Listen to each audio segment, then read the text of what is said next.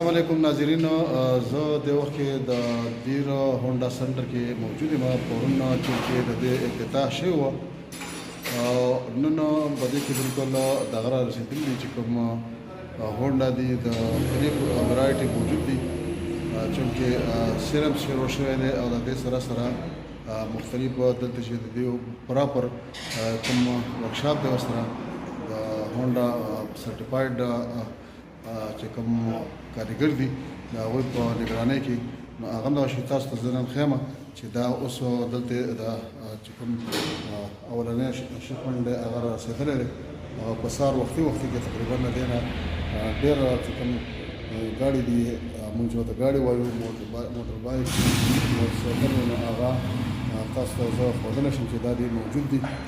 تاسو دا وګورئ دلته رارسېدلي دي. د دې سره سره دلته زما د شاته دا نور ښکاري مدام راغلي چې کوم څوک انټرسټ دي شوقین دي چې یاره داسې برانډ چې کوم موټر بایک دي موټرسایکل دي هغه واخلو. د هونډا سنټر دیر بالمقابل نور پټرول پمپ ته د کوټکي کې بالکل موجود دی. دلته راتلی شي او دلته خپله خریداري کولی شي، آرډر ورکولی شي، په آرډر باندې دلته تاسو ته به میلاویږي. نو یو ځل بیا د دیو په شدید اسرا باندې چې یاره د خلکو چې موږ ته دا وښودلی شي نو باقاعده دا دي دا ګاډي رارسېدلي دي. زما شاته تاسو به وینئ چې کوم عام خلکو ته ګاډي وایي نو دا بایک دي موټرسایکلې دي نوی شپمنټ اولنی شپمنټ رارسېدلی دی. تاسو هم راشئ او خپله خریداري وکړئ. موږ دلته موټرسایکل بک کړی جي دیر هونډا سنټر کې. د دې بوکینګ چې کوم دی نو دا 2 میاشتې ټایم یې جي ما یوه میاشت مخکې بک کړی او یوه میاشت کې اندر راغی.